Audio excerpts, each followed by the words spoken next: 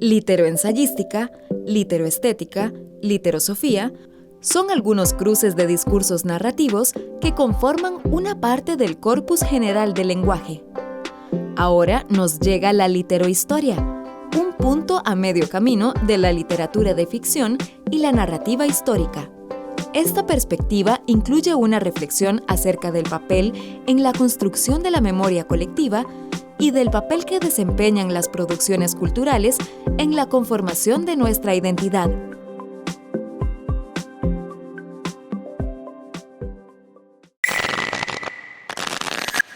Hoy estamos desde el Hotel Casa Conde con Pedro Núñez. Muchísimas gracias por estar acá en el programa Punto y Coma. Hoy estamos presentando su libro Ahora sé de dónde vengo, Memorias de una República. Ante todo quisiéramos saber quién es Pedro Núñez. Pues sabemos que ha escrito diferentes tipos de cuentos, inclusive cuentos de terror, así que nos gustaría saber un poco de su trayectoria y de sus libros. Hola Gaby, sí, muchas gracias por la invitación. Bueno, sí, como usted decía, he publicado 3 libros con la UNED y otros 3 con diferentes editoriales. Soy cuentista y tengo ciertas influencias ahí con lo que es la literatura, un poco de fantasía y un poquito de terror también, por algunas lecturas ahí de Edgar Allan Poe, uno de mis escritores favoritos, igual que Jorge Luis Borges, y un poco más reciente Stephen King también, que me gusta mucho. Y ahora este libro que acabo de publicar con la UNED, que ahora sé de dónde vengo, Memorias de una República, que es un libro donde trato de resaltar lo más importante de la historia de Costa Rica desde la independencia en 1821 en adelante. El personaje, Felipe, está en 5º grado, como decía.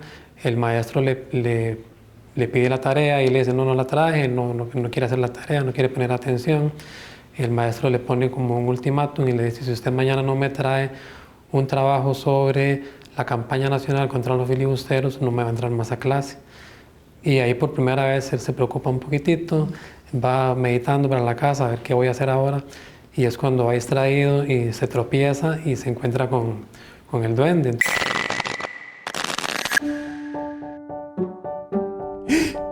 ¡Un duende!, exclamó Felipe, con más entusiasmo que temor. ¿Es de verdad? ¿Está vivo? Dígame algo, a ver. Claro que estoy vivo, Felipe. Me llamo Diego. Soy el duende del tiempo y el conocimiento, y he venido a ayudarte con tu exposición. Esta vara no puede ser cierta. Digamos que le creo. ¿Cómo me puede ayudar? ¿Me va a hacer el trabajo? Eso ni lo pienses. Pero puedo hacer algo mucho mejor. Tú y yo vamos a hacer un viajecito al pasado. Visitan precisamente a don Juanito Mora en el año 1858, después de que ya pasó todo lo de la campaña, y Juanito Mora lo recibe y con mapas y todo le empieza a explicar y a dar todos los pormenores de todo lo que fue la campaña del 56 contra los filibusteros. Entonces el muchacho queda encantado y ya es cuando le pide al duende que él quiere seguir viajando.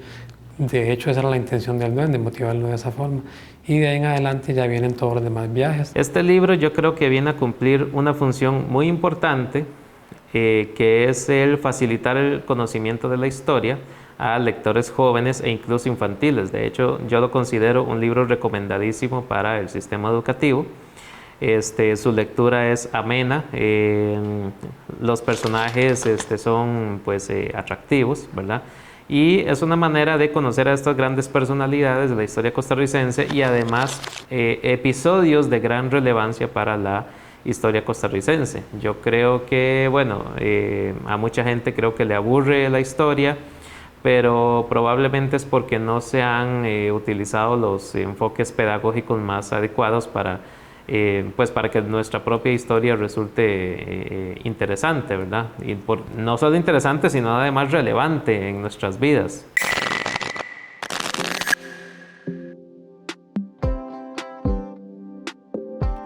Pedro Núñez Martínez es un historiador, escritor y profesor oriundo de Desamparados de San José, Es miembro del prestigioso Círculo de Escritores Poiesis. Durante los años 2006 y 2007, publicó en la editorial de la UNED los libros 7 días en el paraíso y Leyendo leyendas. En el año 2010, publicó los cuentos de la colección El libro de Jonathan Monroe, por el que obtuvo una mención honorífica en el certamen literario Brunca 2008. Algunos de sus textos han formado parte de las antologías Telarañas, Cuentos de terror costarricenses y Teman a los vivos, homenaje al Sanatorio Durán. En el 2008, ganó el concurso de ensayo Isla del Coco, organizado por la Fundación Mar Viva.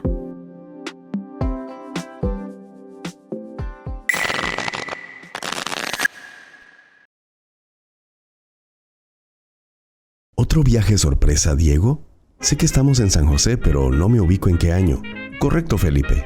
Estamos en San José, en el año 1929. Esa es la casa de Esther Silva, una de las maestras más influyentes y destacadas de Costa Rica. Toca la puerta, Felipe. Te recibirá encantada. Felipito, qué dicha que viniste. ¿Cómo has estado, muchacho? Muy bien, niña Esther. Ahí voy aprendiendo mucho. Y hablando de aprender, vengo a ver si tiene tiempito para que hablemos sobre... ¡Claro que sí! Hay muchas cosas interesantes que hablar sobre la educación en nuestro país. Hablemos sobre educación femenina. En ese tema se ha logrado avanzar bastante, pero todavía falta muchísimo por hacer. Con decirte que antes de 1847, muy pocas niñas asistían a la escuela.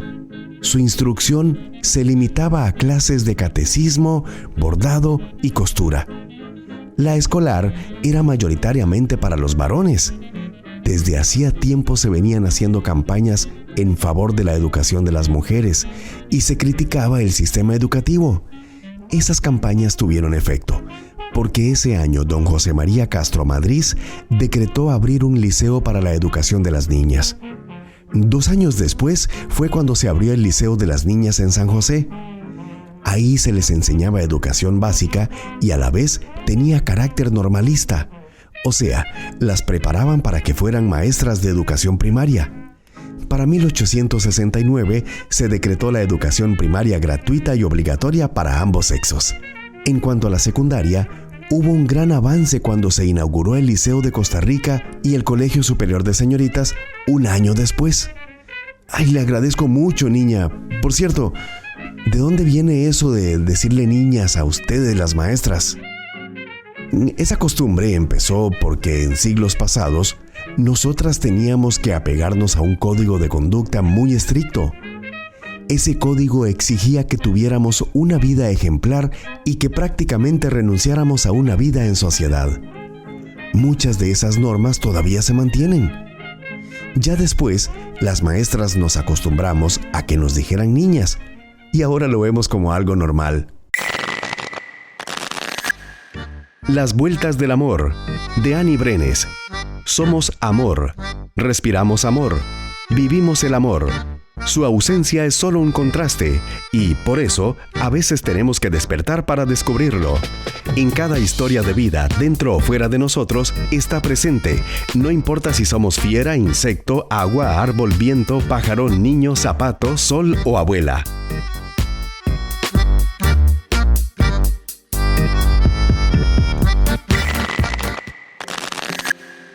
Ahora sé de dónde vengo, Memorias de una República, está compuesto por 18 capítulos. Es una colección de memorias narradas en primera persona que nos abre el camino a la inmersión en la memoria. Su título indica la ruta de una procedencia, de una pertenencia que recorre regiones nuevas para el imaginario costarricense. Nos acerca a una cartografía que bien podría redefinir las formas culturales con las que nos identificamos. Núñez nos saca de la mitología general para proponernos otros episodios ocultados, escamoteados por las versiones oligárquicas de nuestro pasado. Nos cuenta una historia ya no solamente en mayúscula, sino que la complementa con las significativas historias en minúscula. ¿Cómo fue el proceso de desarrollo del libro en sí? La idea se me ocurrió por un libro que se llama El maravilloso viaje de Niels, de una autora sueca que fue premio Nobel, Selma Lagerlöf, donde ella hace un libro con un personaje, Niels, que viaja a través de toda Suecia en el cuello de un ganso, y eso hace que los muchachos y los niños de edad escolar se interesen mucho por aprender geografía de una forma amena. Y se me ocurrió que podría ser algo similar para relatar los eventos más importantes de la historia patria. Fue muy interesante, muy exquisito, digamos. De hecho, el libro, cuando yo lo presenté, no tenía esta parte de los personajes anónimos. Y eso fue una sugerencia de la editorial, después del primer dictamen, de que agregara ese elemento. Entonces, tuve que dedicarme a investigar más a fondo en la Biblioteca Nacional, internet, otros documentos ahí que conseguí, para poder enriquecer la obra con esos otros personajes.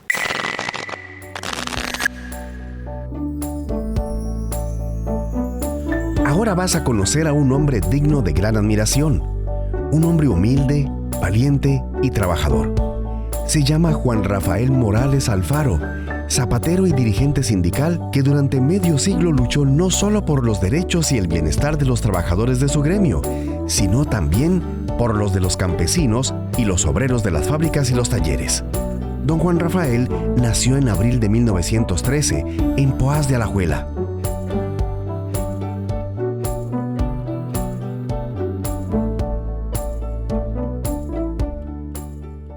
Efectivamente, en este libro se ve una de las intenciones que se perciben es la de la inclusión histórica, ¿verdad? Porque como decía al principio, no solamente se habla de los personajes más relevantes de nuestra historia, sino otros personajes que de alguna forma han sido omitidos o se les ha dado poca importancia. Por ejemplo, Antonio Saldaña, el último cacique de los Bribris. También nos lleva a conocer a una mujer que fue de las primeras personas que llegaron a Limón de Jamaica. Bueno, ella vino de niña a Limón de Jamaica, y para este relato, por cierto, contacté a la hija de ella, que después nos hicimos muy amigos. Ella me contó la historia de su mamá y cómo fue que esta señora llegó a ser una mujer muy influyente allá en Limón. Felipe conoce también, por ejemplo, a Paulina Chacón, que fue una trabajadora textil, ¿verdad?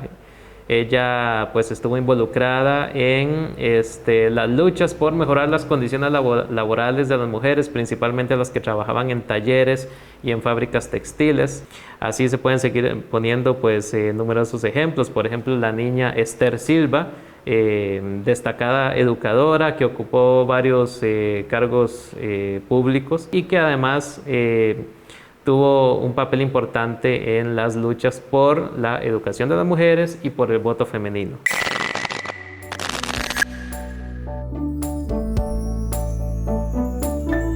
La policía nos había atacado a nosotros y a otros grupos de estudiantes y de obreros y artesanos. A Chavela incluso la agredieron. Al día siguiente, Chavela dio un gran discurso que exaltó a todos los manifestantes. De ahí nos dirigimos a las instalaciones del diario La Información y le prendimos fuego. ¿Por qué fue que lo quemaron, niña? Porque ese medio y algunos otros respaldaban la dictadura de los Tinoco y publicaban anuncios en los que prohibían organizarse y hacer manifestaciones que alteraran el orden público.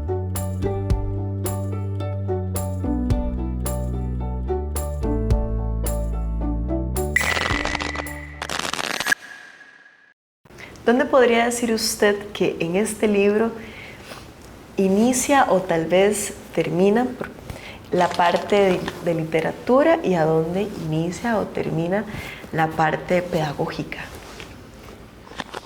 Yo considero que logré conseguir una amalgama muy interesante de las dos áreas. Siempre con la preocupación, digamos, de que el libro no se convirtiera en un texto meramente didáctico, que tenga la fluidez y los elementos de una obra literaria, y considero que se logró con estos elementos que se le agregaron de los personajes, del personaje fantástico, del duende, y de los diferentes trucos, por decirlo de alguna forma, que él utiliza a lo largo de toda la obra para llevar al personaje a cada uno de los diferentes episodios y etapas de la historia.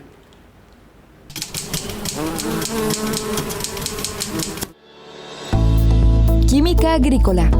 Federico Macís Meléndez, Gilberto Piedra Marín, Rodolfo Hernández Chaverri. En el estudio histórico de los diversos factores que han desempeñado papeles importantes en el desarrollo de la agricultura, es trascendental el desarrollo que la química ha efectuado a las actividades agronómicas de todo el mundo. Su participación en este desarrollo ha sido de tal importancia que de ello ha surgido hace bastante tiempo una rama especializada de la ciencia que conocemos como química agrícola. Es un hecho que la química agrícola resulta beneficiosa para resolver problemas cotidianos de la agricultura, tales como la preparación de terrenos y semillas, el mantenimiento y la nutrición de los cultivos, además del control de plagas y el almacenamiento de fertilizantes y agroquímicos. Mapi de Aranjuez, la rebelde del reino de las alumnas caídas, de María Pérez Iglesias. Las aventuras de Mapi en la escuela, con su familia y en el San José de 1960. La ternura, el humor, las ilusiones y la nostalgia atrapan y nos llevan a vivir, revivir y disfrutar su infancia. Estuvimos hablando con el editor Daniel Garro, quien le tiene unas preguntas. Quisiera preguntarle a Pedro Núñez, al autor, a pesar de que ya hemos hablado extensamente durante la edición del libro, algo que no le he preguntado es ¿por qué no incluir a Juan Santamaría entre los personajes de este libro? ¿Okay?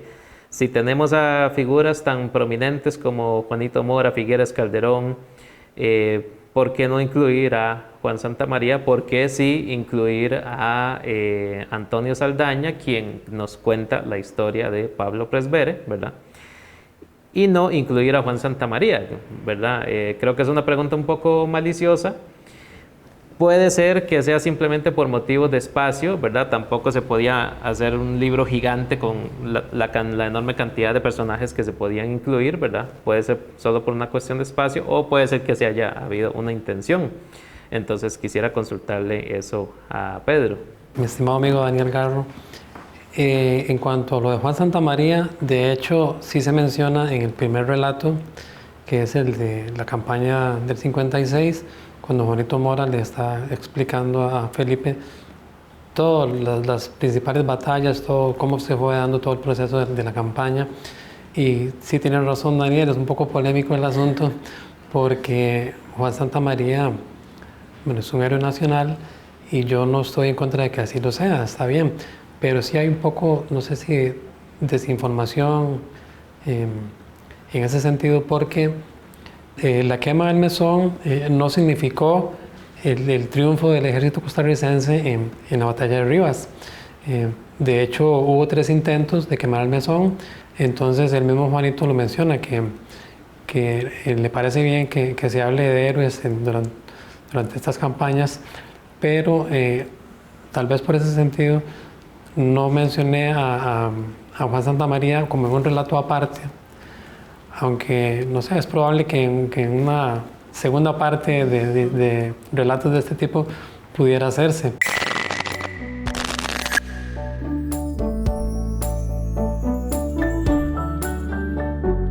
Don Pepe, y en tantos años en la política y en el gobierno, ¿cuáles fueron los logros más importantes que usted y su partido le dejaron al país? Lo primero fue rescatar la democracia y las libertades del pueblo con la revolución y la fundación de la Segunda República. De ahí vino la nueva Constitución, la abolición del ejército y el derecho al voto de las mujeres. También reorganizamos la Sinfónica Nacional, porque como dije una vez, ¿para qué tractores en violines? Uy, yo he escuchado esa frase, pero hasta ahora le pongo atención a lo que significa. Es muy bonita.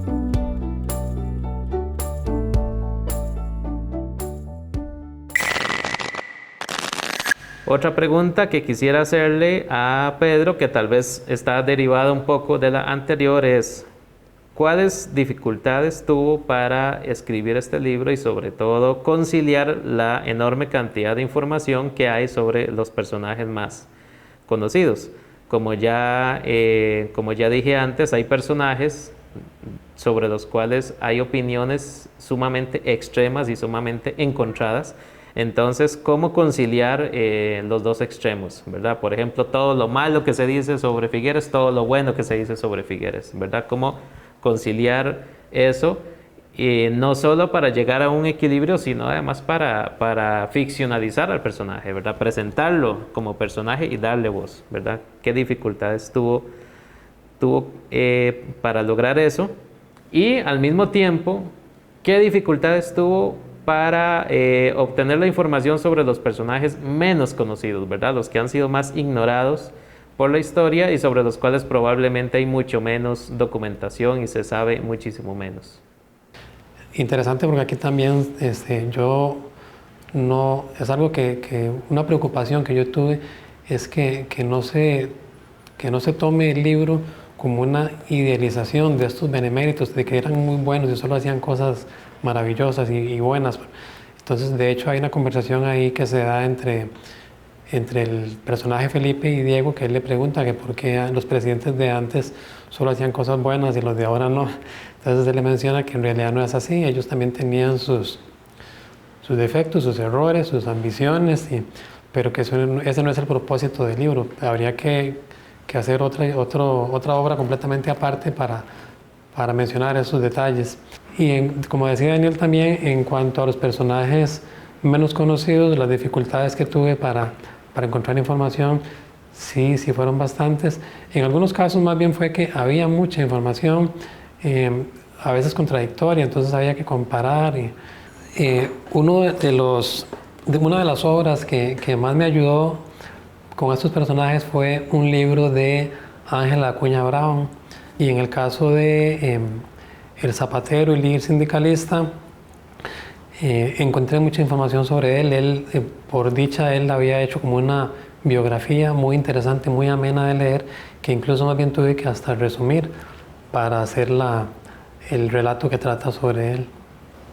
Pedro, muchísimas gracias por acompañarnos el día de hoy y ojalá que este libro sea de gran provecho tanto para jóvenes como para adultos costarricenses y bueno, del mundo. Muchísimas gracias. Muchas gracias por la invitación y ojalá que así sea.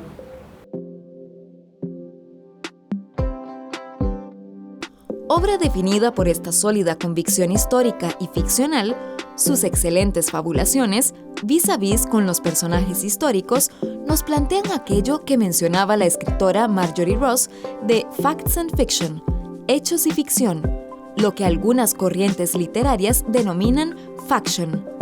Ahora sé de dónde vengo es sin duda una propuesta innovadora para el estudio y para la enseñanza de la historia. Integrar la dimensión fantástica en el marco de una alternativa narrativa histórica es una estrategia para atraer al público joven e infantil hacia los contenidos de nuestra historia. El libro de Núñez constituye un magnífico ejemplo para contener no solo las supersticiones historicistas, sino para la construcción de una mejorada conciencia histórica más inclusiva en las nuevas generaciones de costarricenses.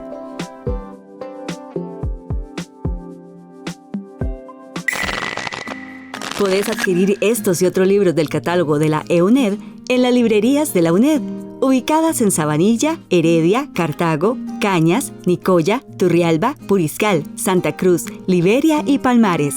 Y si no querés salir de casa, visita la librería virtual. Se hacen envíos a cualquier parte del país. Más información en editorial.uned.ac.cr. Nuestros libros tienen la palabra.